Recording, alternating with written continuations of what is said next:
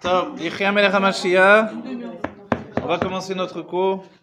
Le cours est Leilou Nishmat Shal Chaim Ben Hidel et Myriam Mania, Alain Shlomo Ben Elim Malka et Menachem Yaakov, Erez Ben Sarah, et puis tous ceux qui sont partis dans cette tragédie terrible. Enfin, au-delà de la tragédie, c'est une volonté de Dieu. On me demande de parler de ça. Je me demande bien ce que je peux dire en vérité. Moi-même, j'ai perdu mon ami RS. Je m'en suis pas remis pendant une semaine. Ça s'est enchaîné avec ce qui s'est passé. Moi aussi, je me fais du mal. Je regarde les photos de ceux qui sont partis. Et je me dis, ouais. Je me dis que je devrais pas regarder. Puis je regarde et je m'y intéresse et ça me fait du mal. Mais je peux pas être indifférent non plus. Et voilà où on en est d'un certain point de vue. C'est-à-dire que ce que l'on ressent, c'est que nous sommes un seul peuple. C'est une chose de dire un peuple, ça fait, je sais pas quoi. Mais en fait, on est une famille. C'est ça le peuple juif. Donc c'est pas l'idée d'un peuple, etc. Voilà, on est tous pareils. Okay. C'est une idée, une idéologie, un peuple autour d'une terre ou d'une. Mais là, en fait, c'est au-delà de ça. Am Israël, c'est une famille. Donc dès qu'il y a un juif à qui il arrive un malheur, forcément, je ne suis pas indifférent. Et dans notre âme et dans notre corps, on en subit tout de suite, en fait, les dommages également. C'est-à-dire que ça ne nous laisse pas indifférents jusqu'à notre vitalité, notre énergie, Il y a quelque chose qui se passe en nous qui fait qu'on se rend bien compte qu'on a été touché nous aussi. Bon, c'est pas pour ça que je m'en tire avec ce que je dis là. Le Rabbi a parlé de ces choses-là dans le fait de dire qu'on ne comprend pas, et c'est vrai qu'on ne comprend pas, et c'est vrai qu'on n'a pas d'explication. Surtout que tout ça s'est passé le jour de la Iloula de Rajbi, et qu'on ne s'attendait pas à ce que le jour de la Iloula de Rabbi Shimon Bar Yochai, qui est le jour où lui-même s'est élevé dans son âme, et selon le Tanya et les enseignements de Chassidut et du Rajbi lui-même, Rabbi Shimon Bar Yochai n'a pas quitté ce monde, il s'est répandu. Et dans ses enseignements, dans le dévoilement du Zohar, et dans les mondes divins et dans ce monde matériel à la fois. Si bien que la Iloula, ça s'appelle un mariage avec la matière. C'est pour ça que le terme Iloula ne vient pas avant Rabbi Shimon désigner l'Aistalkul, le retrait de l'âme d'un tzaddik. Vous voyez, une Iloula, c'est un mariage. Vous voyez, la Iloula, c'est important, cette notion-là de Iloula, c'est le mariage avec la matière.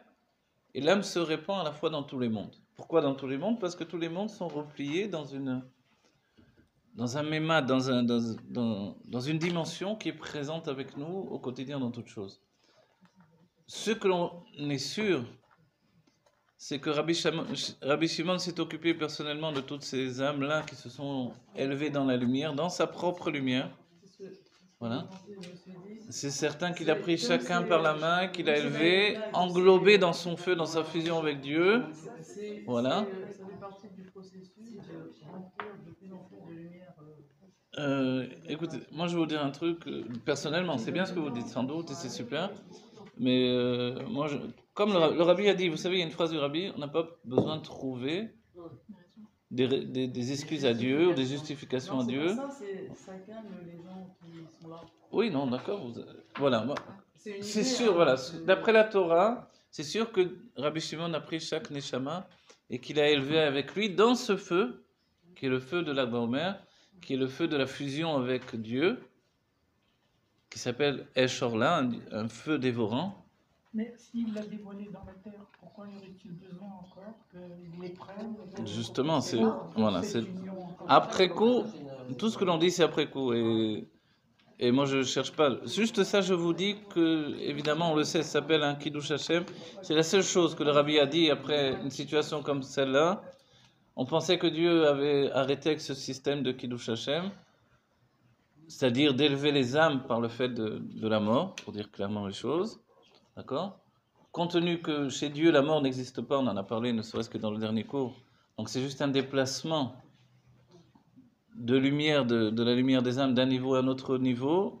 Mais ce qui nous fait du mal, c'est évidemment pour les familles. On a des familles qui sont extraordinaires, des gens qui disent que je suis un père qui a parlé de son fils, etc. Des choses, bien sûr, surhumaines, où les gens transcendent la douleur et ils parlent de Kiddush Hashem, d'élévation de l'âme, etc., etc. Il n'empêche que ça devrait être terminé. Vous voyez? Voilà. Ça devrait être terminé, ce système-là, surtout d'une mort aussi incompréhensible que ça. Et moi, dans ma douleur, je me suis dit, quoi? Alors, on n'a pas besoin des non-juifs pour nous exterminer, dans ce cas-là. C'est-à-dire que tout le chidouche, toute la nouveauté de notre époque, Imot HaMashiach, les jours du Mashiach, c'est qu'on n'a plus le joug des nations sur nous.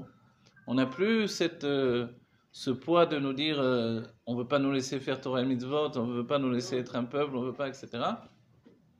Et on se rend compte qu'on redevient dans une situation comme celle-là, comme les Juifs dans le désert, où tout à coup, par une colère de Dieu, voilà, hop. Et là, on était justement le jour où a cessé la mortalité des 24 000 élèves de Rabbi Akiva.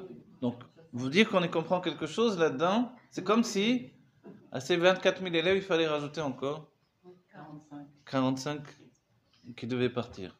Le jour de la Géoula, c'est le jour de la mort de 24 000 élèves. Le jour, c'est arrêté la mort. Voilà. C'est là où c'est d'autant plus incompréhensible. Donc évidemment, on comprendra dans la Géoula, évidemment, il y a des raisons divines. Évidemment, c'est pas par hasard, même le chiffre 45. Il y a des tas de choses, évidemment, qu'on peut chercher. Non, déjà, dès que vous dites 40, vous savez, c'est une gestation de l'âme, une préparation à s'élever dans une autre situation. On pourrait dire après coup que ces âmes ont fait une gestation pour nous préparer à la Géoula. Mais en vérité, on n'a pas besoin de dire ça parce qu'on ne comprend rien du tout à tout ça. Et c'est la réponse du Rabbi, on ne sait pas, on ne sait pas, on ne sait pas. De dire on ne sait pas, c'est pas de dire bon, je sais rien, laisse-moi tranquille. Mais c'est parce qu'on ne veut pas trouver, c'est les mots du Rabbi, on ne veut pas trouver d'excuses à Dieu de réagir de cette manière-là. Il est temps de commencer un autre judaïsme. C'est ce que l'on a entamé, c'est ce que l'on a compris d'après les enseignements du Rabbi. Un judaïsme fait de lumière, de joie, de bonheur, de bien-être. C'est ça ce qui est en route pour la Géoula Amitית V'Ashlema. Je sais que tout le monde n'adhère pas et que certains sont attachés au moussar et à l'idée de sacrifice et à l'idée de lutte. Ok, donc c'est une lutte entre nous, dans le peuple juif, une lutte de mentalité. Cette lutte de mentalité fait que les deux se combattent en fait, on ne se rend pas compte. Mais quand moi je pense il doit y avoir que du bien tangible et véritable, et chacun doit être riche, etc., tout ce que le Rabbi nous a souhaité, d'autres d'un autre côté nous disent non, il ne faut pas du tout être riche, il faut pas... Et au contraire, il faut souffrir, etc. Certains pensent encore comme ça, parce qu'ils étudient uniquement du moussar. Et c'est pour ça que c'est une nécessité d'étudier la Chassidut. Et en particulier la Torah du Rabbi, pour se préparer véritablement à la Géoula. La Géoula, c'est un monde où il n'y a plus de mal. Il n'y a plus de mort, il n'y a plus de tristesse. Donc il n'y a plus tout ce mérite inhérent à ce système-là. Donc se débarrasser de ce mérite, c'est un travail que l'on doit faire chacun d'entre nous. C'est-à-dire arrêter d'être un juif sacrificiel, je ne sais pas comment on dira. L'idée le mot en hébreu, vous savez comment on dit les korbanot, etc. On a assez entendu ça en Eretz Israël depuis qu'on est là. Dès qu'il y a eu des pigouas et des choses, il dit tout de suite le mot les korbanot, les korban, etc. Non. Et c'est vrai que, vous savez, c'est extraordinaire et terrible à la fois. Le soir de l'Akba Omer, moi j'ai mis YouTube, c'était en direct de l'Akba Omer, chez Rajbi. Voilà. Et j'étais en train de préparer Shabbat en même temps. Commencer à préparer Shabbat parce que ça allait être... Voilà. Et en train de préparer, donc j'ai fait les Chaim, j'ai fait Motzi sur le matin. Voilà, pour rentrer dans l'Akba Omer, je ressentais la joie de l'Akba Omer. Et puis on voyait chez Rajbi, et puis s'est passé un truc, c'est assez spécial. C'est que Dieu la bénisse, ma belle-mère, elle a dit, mais il n'y a pas tellement de... Non, de gens de chez nous là-dedans, dans tout ça. C'est-à-dire, il n'y a pas tellement de Sfaradim là-dedans. On voit que des poi-poi, comme on dit, des chassidim. Et moi, je ne sais pas pourquoi, tout à coup, j'ai ressenti qu'ils étaient d'une sainteté extrême, et j'ai dit, mais ils sont tellement kadosh, on ne peut pas se rapprocher de leur doucha, de leur sainteté. Et j'ai dit ça, et en même temps, dans ma tête, je me disais, mais pourquoi je parle comme ça? Tous les juifs sont kadosh. Et ma femme, d'ailleurs, m'a dit, Et moi, je ne sais pas, j'ai défendu, je dis, mais non, ceux-là, ils sont beaucoup plus saints que tous les autres. Ah bon? Oui. Parce que c'était des Coraniques. Je sais pas, je sais pas, ça m'a frappé, je me dis, mais ces gens-là, ils sont beaucoup plus saints que nous tous. Et je sais pas pourquoi je dis ça, parce que, a priori, tous les Yodim, on est tous Toshim. Et c'était clair et net que c'était comme ça pour moi. Mais je comprenais même pas moi-même. En moi, il y avait une pensée qui me disait, mais pourquoi tu dis ça? Et après, en fait, heureusement qu'on n'a pas vu en direct ce qui s'est passé en même temps. Et après, il est arrivé ce qui est arrivé. Et je vous le dis parce que, évidemment, nous, on doit penser dans la manière des enfants de Aaron, au Mikrova et Kadesh, que Moshe nous a enseigné que quand il a entendu ce passouk venir de Dieu, cette voix divine qui lui a dit que Dieu allait se sanctifier avec ceux qui sont le plus proches, et c'était justement la paracha est mort, qui commence avec ces paroles que Dieu se sanctifie au milieu du peuple. Alors forcément, ce que j'ai ressenti, c'est une vérité, c'est-à-dire ces gens-là, à ce moment-là, au sein du peuple juif, c'était les plus saints qui existaient. Voilà. Ouais. On n'était pas en Géoula à l'époque de... Ah, du temps de... Oui, non, vous avez raison. Je vous dis ce que j'ai ressenti par rapport à ce moment-là, et je l'ai ressenti incompréhensiblement, vous voyez. Il y a des choses extraordinaires, des moments de sensation où on ne peut pas expliquer les choses. Et malheureusement, je ne m'attendais pas que la Gdoucha, ça voulait dire ça. Après coup, j'ai compris ma sensation, sans savoir. Peut-être que la Chassidut, ça donne une certaine... Voilà. On dit qu'on ne doit pas compter sur les miracles, Oui. même si on sait que ça peut arriver, on dira pratique aussi, mais on ne doit pas compter sur les miracles. Mais quelle est la part de Ishtadlut, puisqu'on sait que ce jour-là, c'est Hod Shebaot, donc c'est le plus dur de tous les jours de l'année. Oui, c'est un jour dangereux, c'est un jour qui peut nous briser, c'est des forces de taureau, tout ce que vous nous avez expliqué. Oui. Et donc, on doit faire attention à nos pensées, à nos paroles, à nos actes, certes, mais on doit peut-être faire attention aussi au monde dans lequel on vit. Bon, moi, ça me sauve ce genre de choses. J'ai tellement la trouille de la foule que je ne vais jamais dans les foules. Alors, effectivement, on va rajouter ça, regardez. Qu'est-ce qu'on fait en Ishtadlut, puisque là, ils Vous avez raison, bien sûr, il faut faire Ishtadlut. 100 000 personnes arrivent, mon Dieu, qu'est-ce qui va se passer, quoi? Qu'est-ce qu'on fait? Vous avez raison, vous avez raison. Il y a le côté divin et le côté humain. Nous, notre travail, c'est de faire notre possible au niveau du côté humain. Vous avez déjà été à Meron? Sans doute, on a tous été à Meron. Il y a chez le Rabbi, les gens s'évanouissaient. Mais à Meron, forcément, quand on a été à Meron, moi je me rappelle, on a été une fois avec ma femme, et on avait la première petite fille, et puis pour retourner dans les bus, d'abord ils vous arrêtent les voitures, vous devez aller en bus même si vous avez une voiture, et ensuite pour monter dans les bus, pour le retour, on dirait, je sais pas, déjà on est parqués comme des animaux, par la police. Voilà, il y a même des chevaux, des trucs. Et puis, on a une sensation comme ça d'irrespect au niveau de la police. Je le dis, voilà, la police, je l'ai senti depuis Gush Katif, moi. Voilà. Voilà. Depuis Gush Katif, j'ai senti que dans la police, il n'y a pas d'amour du juif. Il y a un côté, je sais pas, presque entre guillemets Gestapo, vous voyez, un côté affreux. Moi, je me rappelle, on nous a chargés avec les chevaux à l'époque de Gush Katif. Mais là, quand on arrive à Meron, c'est pareil, ils nous entassent, ils font que les gens dévoilent les côtés animaux de vouloir monter dans le bus, etc.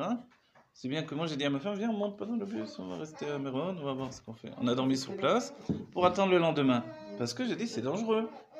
C'est dangereux, tout simplement. On va pas commencer à taper sur des juifs non plus. Donc, pourquoi pousser les gens à arriver à ces situations-là? Donc, en fait, je ne crois pas que ce soit nouveau, cette situation-là. Elle a été en simplifiant, c'est tout. Et au moment où les gens ont senti... Ça, je vous donne le côté humain, et c'est une réalité.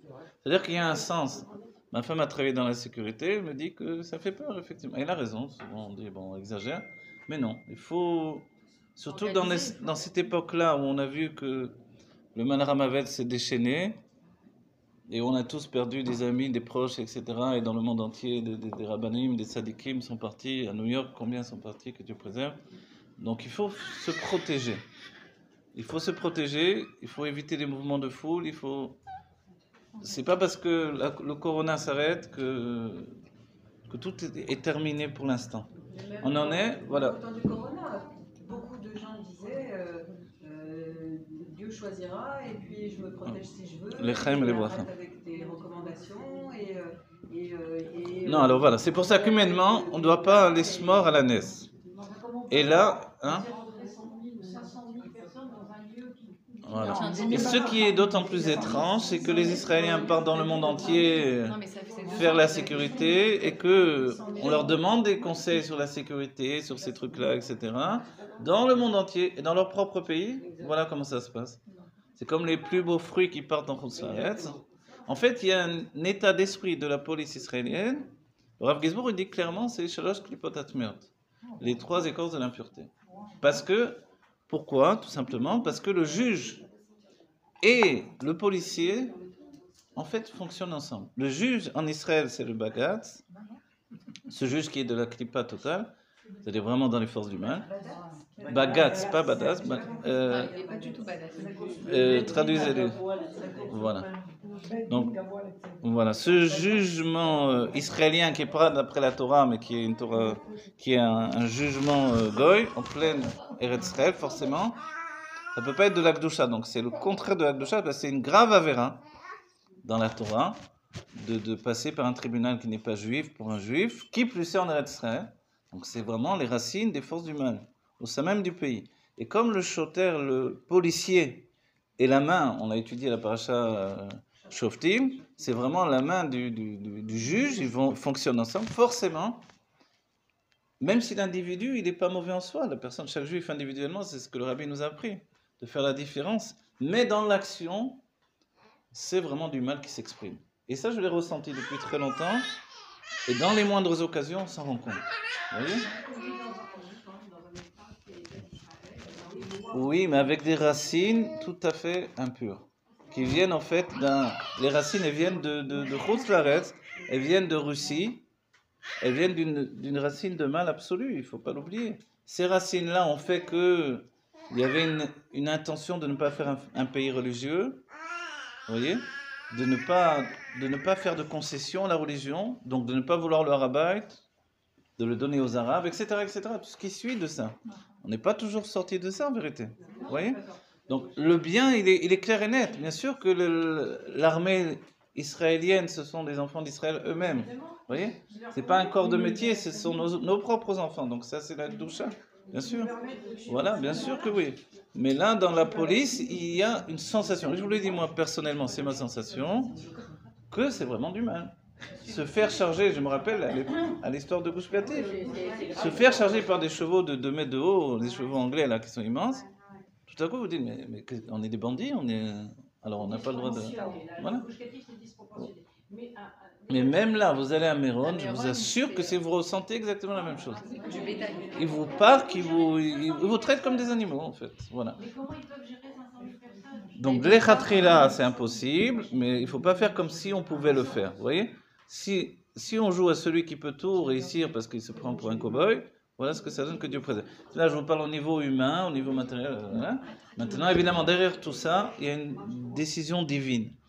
Mais on dit toujours dans la Torah que moi, je ne sois pas le cli de ça. Vous voyez, que moi, je ne sois pas le réceptacle de ça.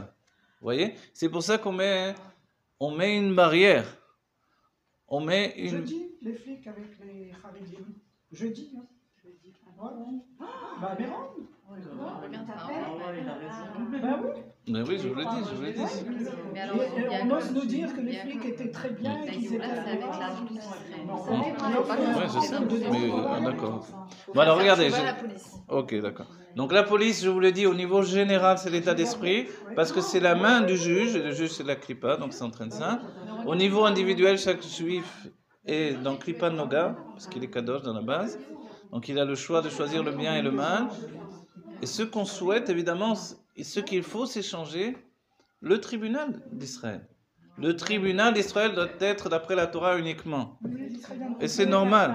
Mais vous voyez que quand ce n'est pas le cas, ça entraîne tout ce qui sort de ça. Et ça, c'est normal. Vous voyez que Dieu préserve. C'est normal dans la situation qu'on va contre Dieu ouvertement avec les bases même d'un pays qui doit être un exemple. C'est pour ça que le rabbi n'a jamais prononcé le mot Médina. Il a toujours dit Eretz Israël. La terre d'Israël, il faut faire une différence entre la terre d'Israël et la Médina d'Israël. Et ça, dans ces moments-là, on s'en rend compte. Maintenant, je ne viens pas incriminer chacun et dire que ce sont des criminels, mais je dis que comme le juge est mauvais, la main du juge ne peut pas être bonne non plus. C'est tout simple et c'est d'après la Torah. Donc, il n'y a qu'un seul moyen de sortir de tout ça, c'est rétablir la royauté du roi David, la royauté de Dieu. La seule et unique possibilité de gouverner un pays comme Eretz Israël. Voilà. Et pour ça, il faut prendre en compte que nous sommes dans les jours du Mashiach. Et que les jours du Mashiach, dès le moment où Dieu nous a délivrés du joug des nations, c'est pour pouvoir exprimer notre judaïsme dans la Kedusha de la Torah. Et pas autrement.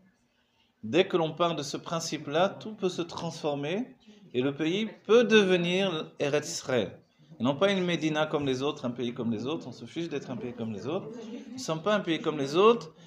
Et les autres en question, les non-juifs, ne vont jamais nous accorder d'être un pays comme les autres. Parce que nous-mêmes, on a voulu être comme les autres. Dès que l'on veut être comme les autres, on nous dit non, toi tu ne seras jamais comme les autres. Et ça c'est vrai, parce que nous ne sommes pas un peuple qui peut fonctionner avec les mêmes généralités qui fonctionnent dans les autres pays. Surtout à notre époque où on se rend compte que les autres pays sont tous à la panim, tout le monde est dans une grande boue, ils sont tous en train de s'enfoncer dans des systèmes qui s'écroulent les uns après les autres. Les sages nous ont dit que quand le Mashiach se dévoile immédiatement au monde entier, les peuples vont être soumis au Mashiach. Non pas uniquement par l'idée d'une guerre comme on peut l'entendre, puisque les guerres du Mashiach, il y a de grandes chances qu'elles soient déjà terminées, mais par le fait de sa sagesse, qui pourra justement démontrer au peuple comment se comporter, comment enlever toutes les douleurs qui peuvent encore exister dans le monde, les douleurs de la faim, les douleurs de la pauvreté, les douleurs de la douleur en général, tout ce qui est le mal-être de l'être humain qui est insupportable. Pour la vérité, c'est vrai qu'on est touché directement quand il arrive un malheur à un autre juif. Donc ce qui s'est passé la semaine dernière, bien sûr, c'est un couteau dans le cœur et on est détruit. Nous aussi, on est un peu morts. On est morts aussi avec eux. Et notre travail, c'est de rester vivant malgré tout pour entraîner la Géoula en dévoilant encore plus de lumière. Chacun doit prendre sur lui de rajouter dans la lumière, c'est certain. On ne va pas faire les super-héros, parce qu'on n'est pas des super-héros. On est super-humains par contre. Donc on ne va pas dire qu'on est insensible et qu'on ne pleure pas et qu'on n'a pas de douleur et que ça ne nous fait rien. Non, ça nous touche, ça nous détruit.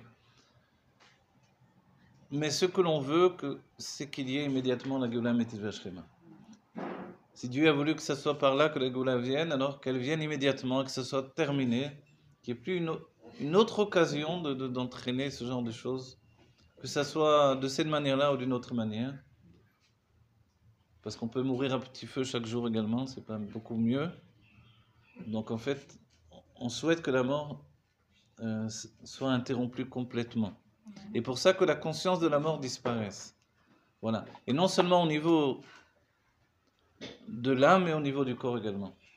Moi, je vous dis la vérité, j'ai du mal à comprendre ce qui s'est passé. Techniquement, j'arrive même pas à comprendre. Je n'arrive pas à comprendre comment c'est possible ce qui s'est passé. Les Voilà. personnes ne doivent pas aller dans un endroit dont on se timide. Oui, vous avez raison, bien sûr. Il Oui. nous demande de nous occuper de nous ici, lui il s'occupe de nous d'une autre façon, mais il nous demande de D'accord, vous avez raison. Il nous demande de rester en bonne santé, d'étudier la Torah, déjà. Alors regardez maintenant justement, voilà, on doit étudier la Torah. Et notre travail dans la Torah, c'est de comprendre que avant cette définition de la réalité dans laquelle on vit, alors voilà, chacun doit savoir où il est fautif et faire tchouva et reprendre. Bien sûr, vous avez raison. Moi, je vous dis franchement, de voir trop de monde, de voir les attroupements, ça me fait peur. Je me dis bon, c'est dangereux, doucement. Voilà, c'est sûr que.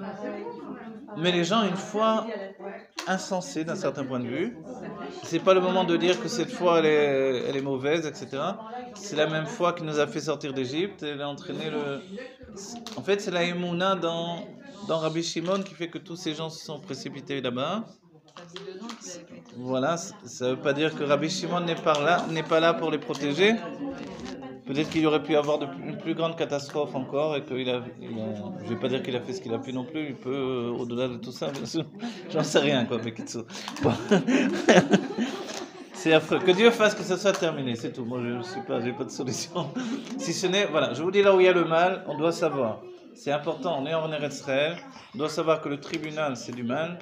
Et les policiers qui sont la main du tribunal, même si c'est mon voisin, il est policier, il est très gentil, quand il est dans la main du chauffet, qui est le même chauffet qui permet le mariage des juifs avec les non-juifs et des choses terribles, et de rendre la terre d'Israël, et de mettre la gauche en avant, et qui permet la Gepra et la Yerushalayim, tout ce que vous voulez de plus terrible, alors ce tribunal-là, forcément, qui ne juge pas d'après la Torah en Eretz Israël, alors que tous les tribunaux du monde se sont basés sur le tribunal de la Torah, en Eretz Israël, on ne juge pas d'après ça. Il faut vraiment être tordu d'esprit. Donc en fait, cet esprit tordu ne peut pas donner naissance à des bonnes choses. On doit rajouter dans Mifsaï. C'est toujours eux. Voilà, c'est pas parce que voilà, il faut savoir que dans tous les pays, il y a une sorte de portefeuille établi. Le fait qu'il y ait eu ce mouvement islamique en France et dans toute l'Europe, c'est quelque chose qui s'est payé avec de l'argent, forcément. Ils ne sont pas rentrés par hasard, ça n'a pas été un mouvement de venir, on vous accueille, on a bon cœur, etc. Non, il y a eu de l'argent qui a été donné aux banques européennes pour permettre tout ça. En Israël, il y a aussi une ligue des banques qui sont en relation avec le tribunal. Il ne faut pas qu'on soit des enfants jusqu'au bout, on sache comment ça fonctionne. Et ces gens-là, c'est eux qui gouvernent. Et le Rosh HaMemshala, il fait toujours style que c'est lui qui décide, mais il décide, et il limite les pots cassés sans doute. Et il décide rien du tout, comme il y a eu un seul moment dans l'histoire des pays de notre époque où on voit un président qui a voulu prendre en main les choses et décider lui-même, c'est Trump. Et tout à coup, tout le monde s'est opposé à lui, le monde entier, parce que on a vu un homme qui décidait tout seul. Et ça ne s'est jamais fait. Et lui-même a commencé à dénoncer tout ce système d'ailleurs. Voilà. Et évidemment, il a fallu vite le dégager parce que, évidemment, ça ne devait pas exister une chose comme ça. Mais il a annoncé de cette manière-là, voilà. Et c'est annoncé de cette manière-là la venue du Melech HaMashiach qui va décider de tout uniquement comme un roi. Et le roi, il est, comme on dit, il est incorruptible. La notion d'incorruptible, c'est très très important. C'est ce qui change toute la donne. Et malheureusement, ce n'est pas le cas. Dans tous les pays du monde, dans tous les tribunaux, dans tout ce qui se fait, dans toutes les décisions, ce ne sont que des pouvoirs d'argent qui se véhiculent d'un pays à l'autre et des décisions qui sont des décisions monétaires uniquement, y compris les guerres, y compris la famine dans certains pays, y compris tout est régi par des banques mondiales qui régissent le monde. Et c'est pas un complot juif, malgré ce que certains pensent. Ça, c'est facile de dire ça nous arrange bien toujours. C'est un complot du mal qui persiste et signe dans le monde. Et notre travail à nous, c'est de se dégager de ça par le travail identitaire individuel. Et c'est ce qui est insupportable finalement pour eux, c'est justement l'émergence de la communication, où chacun peut dire son avis, dire sa parole, etc. Même s'il sort de là un gros balagan, une grosse confusion, en fait, il sort de là également des paroles de vérité. Et c'est l'individu qui va sauver, entre guillemets, la planète. La planète ne peut pas continuer comme ça. On dit que la terre, on parle d'Eretz Israël à la base, mais on peut, puisqu'on est dans les jours du Mashiach, épancher la chose sur le monde entier. La terre vomit ses habitants. Vous connaissez cette expression? Elle ne supporte pas l'abomination. Elle a supporté un certain degré et après elle ne supporte plus. Donc en fait, la terre va vomir les habitants du monde dans le sens où elle va donner la naissance du bien qui va naître. La vérité va sortir de la terre elle-même. Et la terre, c'est la sensation individuelle également, qui vient du corps. Le corps, il sait ce qui est bon, en fait. Vous voyez? On a été très très longtemps contre ce corps humain par des grandes idéologies nationales comme le marxisme, le communisme et même le sionisme à la base. Voilà. Maintenant, il est temps au sein même de ce sionisme qui était un mélange, voilà, de bien et de mal. Exactement. Exactement. Donc, ce qui est un mélange de bien et du mal, il faut en sortir le bien absolu. Sortir de l'idée que nous sommes uniquement un idéal politique, mais nous sommes un peuple individuel comme David Améler. Notre peuple, c'est David Améler. Vous savez qu'il y a une notion très importante dans le judaïsme. Moshe Rabbeinu représente l'âme du peuple juif et David Améler représente le corps du peuple juif, à l'image de Abraham et Sarah. Si bien que le Mashiach doit descendre de David, c'est pour ça qu'il descend du corps en fait. Au niveau physique, il est l'arrière petit-fils de David Améler. Et en même temps, il doit posséder l'âme de Moshe Rabbeinu. C'est la fusion de ces deux entités, corps et âme, qui est la Géoula. C'est pour ça que la Médina, elle est d'abord Elohim. D'abord, Elohim. C'est Elohim. Ah, ouais. Oui. Non, je sais pas, j'ai pas dit c'est pour ça. Non, je sais. Maintenant, ce que je vous dis, la chose que je vous dis là, là, sa version également sioniste. Oui, la version sioniste, c'est que le gouvernement, ça devient le corps, et là, Mashiach ben David, c'est le gouvernement, l'idéal. Non, Et t'as un truc. Non, ça c'est d'après les sionistes religieux, il y a toute une idée comme ça.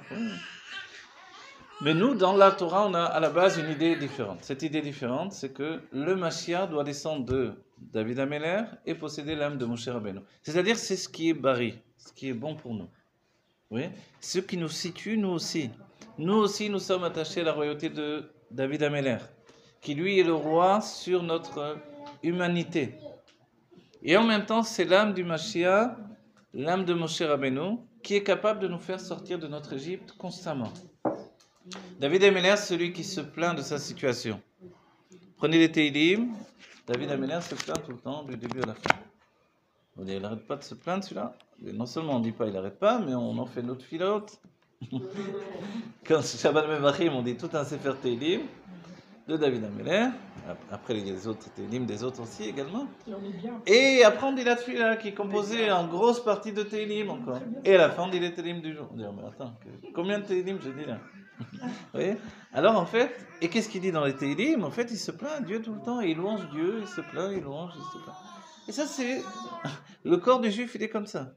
Il a de la vitalité, et puis il n'en peut plus, il est cassé, il est détruit. C'est le corps du juif, il est comme ça. Ça s'appelle Tfila Leani, la prière du pauvre. Le pauvre, lui, se plaint. Et de cette manière-là, il renquille tout le peuple juif dans sa plainte.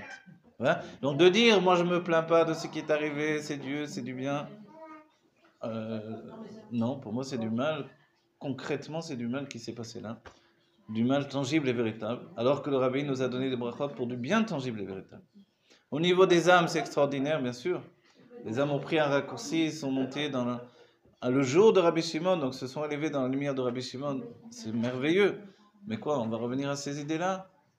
Malheureusement, il y a des rabbanim qui disent que des choses terribles sur le peuple juif. Encore. Et peut-être à cause de ces paroles terribles que l'on entend, alors il se passe de mauvaises choses. Donc, le Rabbi a dit très clairement, on doit tous sortir d'Égypte aujourd'hui. On ne va pas faire un tri dans le peuple juif de qui va sortir et qui ne va pas sortir. On doit tous sortir d'Égypte. Nous sommes tous un même peuple. Il y a des individus qui ont le pouvoir, le libre arbitre de faire tchouva sur leur comportement. C'est chacun d'entre nous. Et la tchouva, c'est un mouvement de vie ininterrompu. Ce mouvement de vie, la chassidoute nous donne d'en prendre conscience.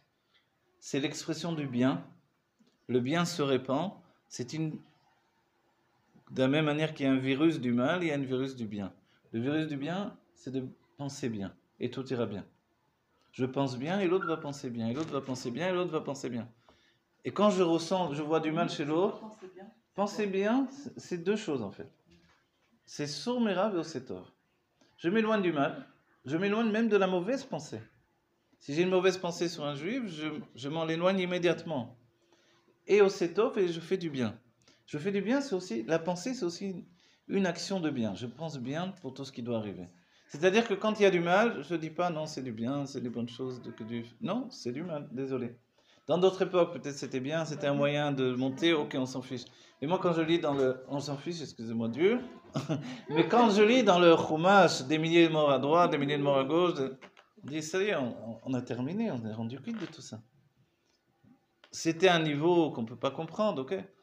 Pendant des siècles, on a été exterminé par des non-juifs. Aujourd'hui, au sein même de Eretz Israël, on continue à mourir en masse, alors qu'a priori, il y avait une sorte de...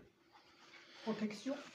Oui, de protection. C'est-à-dire que normalement, avec toutes les bombes que l'on reçoit tous les jours en Israël, on aurait dû, voilà, que Dieu préserve. Et pourtant, Dieu nous protège constamment. Et d'un autre côté, il arrive cette chose-là, le jour qui est en relation avec l'élévation de l'âme. Moi, j'ai pensé une chose également, je vous le dis. Le rabbi a dit... Hein? Oui, bien sûr.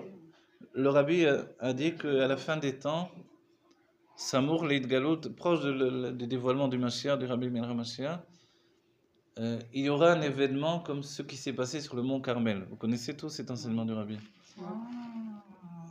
L'enseignement, il est que sur le mont Carmel, vous vous rappelez à l'époque de Eliyahu Hanavi, Eliyahu Hanavi a rassemblé les Juifs, il leur a dit An Matai, jusqu'à quand vous serez sur Shnei Seifim, vous allez être sur deux sujets comme ça en même temps. C'est-à-dire, à la fois vous êtes avec Dieu, mais à la fois vous êtes avec Baal. Baal, c'était une idole. Donc, ils faisaient Avodah Zarah, de l'idolâtrie, et en même temps, ils étaient avec Dieu. Et Eliyahu Hanavi a dit, vous ne pouvez plus continuer comme ça. Alors, il a dit, venez, on va voir qui est le plus fort. Donc il a mis en place de faire deux bûchers, un pour Baal et un pour Hachem. Il a dit, le feu descendra du ciel et vous verrez qui est, entre guillemets, le vainqueur. Et effectivement, il y a toute l'histoire même des vaches qui devaient être portées de l'une et de l'autre, la vache qui ne voulait pas, etc. Mais ça, c'est une histoire appelée Kabbalah. Dans le sens simple des choses, les adorateurs de Baal ont mis plein d'eau sur le feu de Eliyahu, etc. Ils ont mouillé le bois pour pas qu'il brûle, etc. Et eux, alors, ils ont tout mis en place pour allumer leur feu. Et tout à coup, le feu est tombé du ciel sur le bois qui était mouillé de Eliyahu Hanavi, qui a pris feu, et le bûcher s'est embrasé. Et tous les Juifs ont dit ce que l'on dit à Yom Kippour, Hachem ou Elohim, Hachem ou Elohim, Hachem ou Elohim. Et à ce moment-là, c'était un dévoilement de Elohim. Et le rabbi dit, il y aura un temps, juste avant la venue du Melech HaMashiach, de l'Aïd Galou du Melech HaMashiach, où le feu ne va pas tomber du côté d'Hachem, mais du côté de Baal. Voilà. Et moi, c'est ce que j'ai ressenti. C'est-à-dire que le feu est tombé de l'autre côté, de se dire, quoi, c'est possible une chose pareille? Le jour où on est fier de dire, Rabbi Shimon, il a arrêté la mortalité, le jour où ceux qui sont attachés au Zohar, à la Pnimiut Torah, se disent, ce jour-là, c'est le jour qui interrompt tout la galoute de Sfirat HaOmer, tout l'exil de Sfirat HaOmer. Ce jour-là, tout à coup, le feu tombe du côté de Baal. Ça veut dire qu'on voit de nos yeux quelque chose d'aussi terrible qui arrive. Dans un jour de joie. A priori, ici, la base même de la Médina, entre guillemets, était mauvaise, alors que ça tombe, que Dieu préserve le jour de Yom Ha'atzmaut, une chose comme ça. Vous voyez? Mais je ne le souhaite pas, évidemment. Je ne suis pas là pour Chas Shalom. Les Juifs, ils sont bons, ils sont des tzadikim. Mais pourquoi ce jour-là en particulier? Alors que, bien sûr, on peut dire que... Mais je vais vous dire une chose simple. Le lendemain, ils ont appelé pour donner du sang. Et moi, je suis parti pour aller donner du sang. Parce que je suis au plus, je me dis, en plus, quand on est au plus, il faut donner, ça donne à tout le monde, c'est plus facile. Et non, en vérité, j'ai pas pu donner parce que c'était la veille de Shabbat. Je suis resté des heures là-bas. J'étais 104, le numéro 20, il était encore dedans. Il n'y avait pas assez de membres qui soient. Donc finalement, on n'a pas pu. Beaucoup de gens sont partis après parce qu'on ne pouvait pas. C'était trop. Mais ce que j'ai vu, voilà, je voulais vous dire ça pour que je me demandais pourquoi j'étais. Ouais. C'est que là-bas, j'étais étonné de voir, dans ma galoute personnelle, de voir qu'il n'y avait pas que des religieux qui étaient présents. Il y avait plein de pas religieux, entre guillemets, évidemment, on sait que tous les juifs. Voilà. Donc, j'ai dit, mais ça c'est extraordinaire de voir qu'il n'y a pas de différence. Parce que là, ils auraient pu nous tomber dessus, les autres, et nous dire, ah, vous voyez, hein, vos bêtises, vos trucs, voilà. Vous vous rassemblez comme ça pour... Vous voyez pas que c'est dans... Et non, là, il n'y avait pas du tout de réaction comme ça. Tout le monde est venu donner son sang. Et le sang, c'est le même sang que l'on véhicule, c'est le sang du peuple juif. C'est le même ADN qu'il y a là-dedans. Donc en fait, ça c'est un espoir et une sensation réelle, une découverte et une vision que le peuple juif est une même famille. Mais qu'il y a de la clipa autour, il y a de l'impureté qui nous entoure et qui entraîne effectivement des discordes et des choses qui sont... Et le rabbi n'a jamais pris part à cet état d'esprit. il a toujours dit qu'il n'y a pas de chilonim dans le peuple juif, il n'y a pas de, je sais pas comment dire en français, d'impur. Je sais pas. Chilonim, le terme, il vient, vous savez, pour les kohanim. Vous savez? Voilà. Qui est chol? C'est celui qui est kodesh d'abord. Mais on disait chiloni pour un kohen qui était impur et qui ne pouvait pas travailler au Beth Amikdash. Au même moment, alors il est chol. Vous voyez?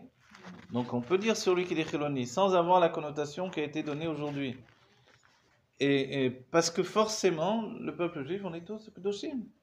On est tous les enfants de Dieu directement lui-même. Donc ces enfants de Dieu, c'est le ben d'Akadosh Baruch Hu. C'est le ben, ça vient de livnot, de construire. On a une construction divine. C'est ça le peuple juif. Dieu a construit un corps particulier qui est capable de supporter une âme divine. C'est le peuple juif. C'est pour ça que le judaïsme vient de la mer. Parce que la mer, on dit le ikar, l'essentiel de la construction du valad, de l'embryon, vient de la mer. On dit que c'est le nekut serré, dit le Harizal, im et tsayeret et avalad. Vous connaissez cette expression, c'est très beau. Le nekut serré, dans la lecture, le tséré, alors qu'est-ce qu'il fait? C'est juste 2 points le tséré. Mais en hébreu, tséré, c'est tsiour, le dessin. La mère, qu'est-ce qu'elle fait avec l'enfant dans le ventre? Elle dessine l'embryon. C'est elle qui lui donne sa beauté particulière. Et c'est extraordinaire cette image-là. Et en fait, nous, le peuple juif, nous avons été dessinés par Dieu. Dieu nous a fait de ses propres mains. Alors, comme Dieu n'a pas de main, qui a donné un coup de main? Alors, en fait, les mains de Dieu, ce sont les sentiments de Dieu. Donc, en fait, on est fait selon la structure des sentiments divins. Ce qui est étrange, c'est que l'on parle du corps. Donc, le corps a sa propre mesure de sentiments. C'est ça le secret. Vous voyez? C'est-à-dire que notre corps a des sensations que l'âme, le corps a des sensations que la raison ignore. Vous connaissez ça pour la femme, là? La femme a des, comment ça s'appelle? A des raisons que la raison ignore. Donc le corps a son propre ressenti et l'âme ne ressent pas toujours les choses. Et quelquefois le corps va ressentir plus. Vous voyez? Justement dans des mouvements de foule, dans des moments le corps ressent une crainte, il ressent une inquiétude. Et l'âme, en mettant en avant l'âme intellectuelle, elle n'arrive pas trop à comprendre, à réfléchir, elle cherche, elle ne comprend pas ce qu'il y a lieu de craindre, et pourtant voilà. C'est... Et moi je vous le dis, quand j'étais à Méron et que je me suis retrouvé dans ces situations parqué par la police, alors que Sarakol, qu'est-ce qu'on fait? On vient chez un tzaddik. Tout à coup on nous parle comme si on était des malfaiteurs en fait. J'ai senti un danger. C'est au-delà de la compréhension de l'âme, on sent un danger physique. Et voilà, le danger s'exprime en fait. Donc il faut en arriver finalement dans notre époque à dépasser justement l'idée qu'il y a quelqu'un qui comprend quelque chose. C'est-à-dire que la Torah nous dirige, mais on ne doit jamais aller contre ses sensations. On souligne que le Rabbi a dit qu'il y a 2 sortes de shluchim. Il y a le shaliar, un émissaire du Rabbi, qui va demander au Rabbi tout ce qu'il doit faire. Et il y a un autre qui fait d'abord et qui demande au Rabbi, c'était bien ce que j'ai fait? En fait, le Rabbi préfère, à une époque, il a préféré les premiers, à une certaine époque, il a commencé à préférer les seconds.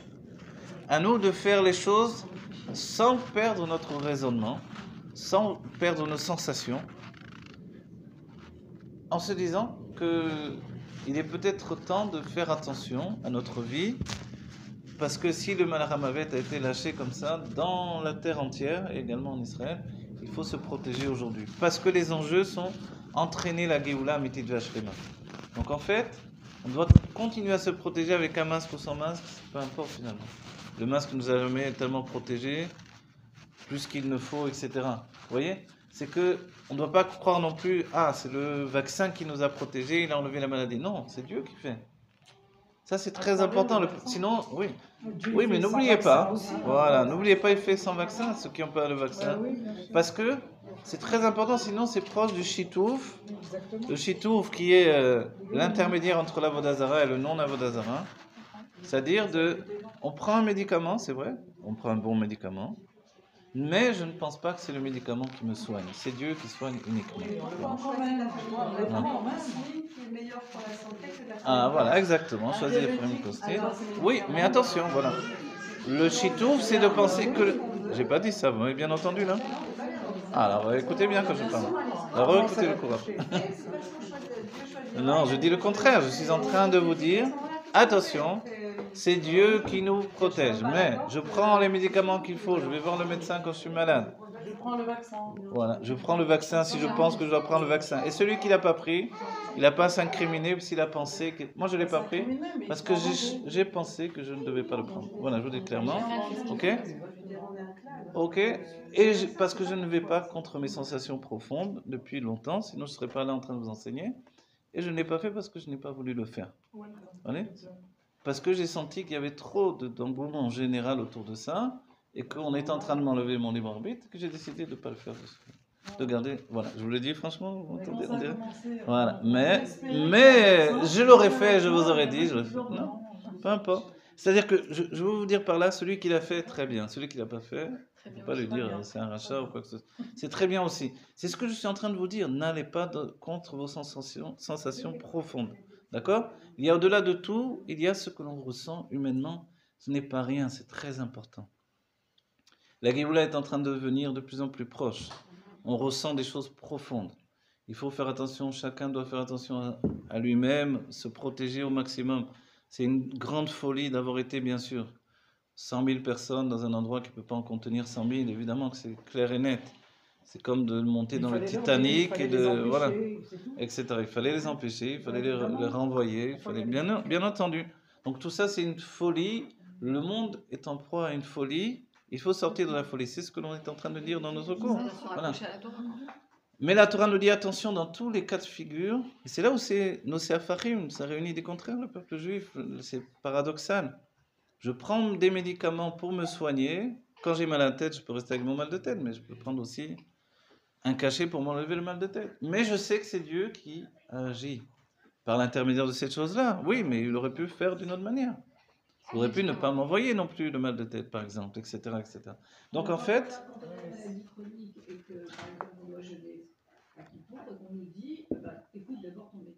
Bien sûr. C'est la Torah qui nous dit d'écouter d'abord le médecin, bien sûr, bien entendu. Oui. Pour l'histoire du vaccin, pas vaccin, comme il y a eu, vous avez de quoi écouter des médecins à droite et à gauche, donc chacun a pu se faire son propre avis sur la chose. Voilà. D'accord ? Quand on est petit, les enfants, les vaccinent bien, exactement. Oui, mais il y a des vaccins qui sont nuisibles et qui sont dangereux aussi. Il faut faire attention. Voilà. Hein ? Bien sûr. Alors, on ne va pas parler du vaccin, regardez, ce n'était pas mon avis, mais j'ai voulu parler entre autres choses de tout ça, d'accord ? Ce que je veux vous dire, c'est que vous ne devez pas aller contre vos sensations personnelles, malgré ce que le monde entier va dans un côté, vous ne devez pas adhérer forcément à tout. C'est-à-dire que si tout le monde va à Méron et que vous avez peur, vous n'allez pas à Méron, c'est ce que je suis en train de vous dire par exemple, vous voyez ? Etc., etc. Pourtant, ça a toujours été dangereux et c'est... Voilà. Et ben, je sais, d'un certain point de vue, mais certains écoutaient peut-être des rabbinis, etc., etc. Et voilà. Maintenant, oui, non, bien sûr, je viens pas. Ce que je dis aujourd'hui dans notre cours, on veut en tirer une expérience. Vous me demandez mon avis. Mon avis, c'est que il faut savoir trouver le juste milieu dans toutes ces sensations et dans toutes ces directions qui peuvent nous diviser. Non, on ne doit pas être divisé, mais on ne doit pas perdre son libre arbitre. Il y a le corps et il y a l'âme. Chacun des deux acteurs est important. Notre corps n'est pas soumis à l'âme comme dans les siècles précédents. On peut plus, on voit dans notre génération, sacrifier notre corps pour les plaisirs de l'âme. C'est terminé. Donc, il faut prendre en compte de notre fragilité humaine en tant qu'âme habillée dans le corps. Donc chacun doit se protéger de toutes les manières. Voilà. Tout ça, on m'a demandé d'en parler alors que je n'ai rien à dire. Moi, je vous l'ai dit, je m'en suis pas encore vraiment remis de tout ça. Évidemment, on ne peut pas s'en remettre, on ne se remettra jamais. Le seul moyen de s'en remettre complètement, totalement, c'est la Géoula Mitit Vashlema. Maintenant, à nouveau, je dis à chacun, rajoutez dans la lumière tous ceux qui... On doit terminer le livre ? Oui, bien sûr, le rabbi a dit pour les femmes distribuer les bougies de Shabbat, faire des cours, écrire des livres, donner des cours, diffuser. Tout le monde le fait déjà. Simplement, rajouter encore et encore et encore et encore. Et le fait de venir à des cours, bien sûr, c'est tellement, tellement important. Bien sûr, il faut enlever de nos yeux la haine de l'autre juif, même, et c'est ça la nuance du rabbi, même si on n'adhère pas à ses idées. Et c'est extraordinaire, c'est très difficile, il faut vraiment avoir des mochines de Gadlout.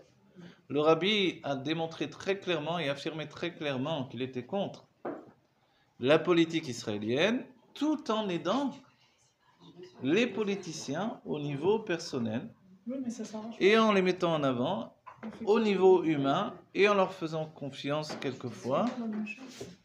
Le rabbi a même sauvé Sharon, qui devait être enlevée dans un avion, etc. Des tas d'histoires où on voit que... Et qu'est-ce qu'il a fait? Voilà. Et Sharon, il a fait une grosse... Ben truc, oui. bien sûr. Ben voilà. Donc en fait, malgré tout, c'est ça le fait. C'est que le juif, jusqu'au bout, va avoir son propre libre arbitre. Et on le voit, puisque le rabbi a dit à Shamir comment il devait se comporter. Et Shamir n'a pas été suffisamment fort. Et le rabbi a dit très clairement, son nom, il lui a dit, le nom de Shamir, c'est le nom du ver qui est capable de briser les plus grosses pierres. Donc, puisque vous vous rappelez, au Beth Amikdash, on ne pouvait pas employer de métal. Donc, comment on coupait les grandes pierres? Avec un Shamir qui était un ver, qui avait une sorte de laser qui sortait de ce ver et qui coupait les grandes pierres. Comme un ver de terre. Un ver. Ah oui. Et oui, un animal, oui. Et le rabbi lui a dit, ton nom c'est comme ça, c'est que tu dois être fort. C'était donc le Rosh HaMemshana de cette époque-là. Tu dois être fort et ne pas céder devant les nations et de rester implacable au sujet de la sécurité de Eretz Israël, etc., etc. Et Shamir, malheureusement, s'est laissé influencer par le portefeuille qui est en place, c'est-à-dire tout ce dont on a parlé précédemment, qui régit en fait les nations et également malheureusement la Médina d'Israël. Et le rabbi a dit alors, si c'est comme ça, moi, Menachem Mendel Schneerson, il a dit très clairement, moi, Menachem Mendel Schneerson, on n'a pas souvent entendu parler le rabbi comme ça, je vais m'opposer à toi et je vais faire en sorte que tu chutes. Et c'est comme ça que Shamir a arrêté d'ailleurs d'être Rosh HaMemshana. Et le rabbi a dit très, très clairement, celui qui n'est pas capable de supporter la pression alors qu'il laisse sa place à un autre. Il y a une pression terrible, personne d'entre nous, on serait incapable d'être Rosh HaMemshana ou d'autres, etc. Il faut l'admettre. Parce que c'est pas juste de prendre des décisions tout seul, c'est pas vrai, c'est faux. C'est prendre des décisions avec d'autres qui décident dans notre dos. Et de savoir s'opposer à eux. À la même image qu'on a pu dire pour des situations où on doit s'opposer à toute une... Imaginez quelqu'un qui travaille dans un endroit, il voit une injustice, on entend beaucoup ça, ce sujet-là. Et il s'oppose à toute l'usine, à toute à toute la direction. Est-ce qu'on a les forces de le faire tout le temps, constamment? Or, c'est le quotidien, normalement, d'un Rosh HaMemshana. Ce qui est extraordinaire dans le peuple juif, il est dit, on est, nous, le peuple juif, chez nous, le juge est jugé. Vous savez ça? Toujours la peur des juges d'Israël, ça a été cette conscience de savoir que ce sont des juges qui sont jugés par Dieu. Donc quand nous-mêmes, on n'est pas un juge de Tzedek, on a été acheté pour une raison ou pour une autre, alors on ne peut plus être un juge du peuple juif. Et c'est très dur dans notre vie d'avoir affaire au peuple juif parce que c'est le peuple qui est en relation directe avec Dieu, lequel évidemment a créé le monde, lequel régit toute l'existence parce que tout est en Dieu. Donc l'extraordinaire situation de tout ça, c'est que tout est Dieu, y compris nous, et on se débat avec la lumière divine qui prend l'aspect d'une situation humaine terrible. Bon voilà, je ne sais pas ce que j'ai dit dans mon cours aujourd'hui, on n'a pas voulu, on m'a dit surtout pas le texte, il faut parler de ça. Il faut Ok. sortir en échec. Voilà. Alors moi, je pousse chacun, allez-y, sortez votre livre. Il est temps de sortir votre livre sur les parachutes. Ah, ça y est. Voilà, j'annonce. Voilà, ma femme après 10 ans, on a fini à corriger, on a fini par corriger. 10 ans de correction, hein, c'était pas facile, et du boulot. On a travaillé tous les deux 10 ans pour corriger ce livre qu'il a écrit. Voilà, qui est un livre qui s'appelle Une âme dans un corps, qui est un livre qui rapporte tous les sujets de la chassidoute de manière ordonnée et compréhensible, avec même des exemples de la vie quotidienne. Voilà. Et voilà. Et puis il faut souligner les livres de Ariel sur la paracha et sur les fêtes, qui sont des livres merveilleux. Voilà. Voilà, mais c'est annoncé dans votre couverture alors. Je cite. Voilà, les fêtes sont en route, elles arrivent aussi. Et bientôt, si Dieu veut, également le livre d'Aline Ben Yosef. Là. Voilà, et chacun d'entre vous, vous êtes capable de faire énormément, mais ne serait-ce qu'une phrase, un mot, une parole pour encourager un autre juif, alors il faut le faire. Et les tableaux merveilleux de Lorenzov, la prochaine fois, apportez un tableau, on va le montrer. On va faire la pub. J'ai apporté moi aussi. Il y a toujours une exposition en ligne sur, comment ça s'appelle le site, Rivka Shemla. Shamla ou Shemla? Shamla.com. Voilà. Et voilà, donc vous pouvez accéder, voir tous les tableaux merveilleux des portraits du Rabbi. Et acheter pour encourager ces peintres à continuer à peindre et de se consacrer à leur talent, à ce que Dieu leur a donné de bien. Et c'est notre vie pour chacun d'entre nous. Ok. Quelqu'un m'a dit rentre dans la politique il n'y a pas longtemps. J'ai dit écoute, moi, j'y comprends rien à la politique. Voilà. Je t'annonce, moi je suis peintre, écrivain, conférencier, c'est ce que je peux faire, c'est tout. Je trouve quelqu'un d'autre, je ne veux pas rentrer là-dedans. Ok? Et cette personne m'a dit, il est temps peut-être de délaisser les choses spirituelles pour s'occuper du monde matériel. J'ai dit écoute, ça a pris des siècles pour dévoiler ces choses spirituelles, la chassidoute et la Kabbalah. Au contraire, c'est ce qui va nous donner la Géoula Amitite de Hashem. Voilà, Terefumi al-Mamash avec le Rabbi Melach Mashiach. Voilà, j'ai pas la science infuse, j'ai dit ce que je pense d'après mon cœur. Que Dieu bénisse chacun d'entre nous, qu'on se retrouve au Beth Amikdash et que ne se dévoile plus que le Tov Aniré Vaniglé Kepshuto Mamash. Du bien, que l'on ressente comme du bien, que l'on voie comme du bien. Le reste, on n'en veut pas. Dieu, arrête-toi parce que. Ça a été filmé? Oui, c'était filmé. Moi, j'ai prié Dieu, j'ai dit Dieu, qu'est-ce qu'ils vont dire les goïms de ça? J'ai dit, tu nous fais honte devant les goïms. C'est pas possible. Alors dévoile-toi, c'est terminé, tu peux pas faire ça. C'est un chilou Hashem, exactement. C'est honteux devant le monde entier ce qui s'est passé. C'est honteux devant ceux qui ont besoin de se renforcer dans leur foi, dans les tzadikim, et qui voient tout à coup que... Voilà, donc voilà, bien sûr. Alors peut-être plus personne va y aller. Ça n'a pas de sens tout ça. L'année prochaine sera en Géoula, si Dieu veut, être la première là-bas. Et on verra Rabbi Shimon, on fera Saïloula dans la joie d'un mariage, si Dieu veut.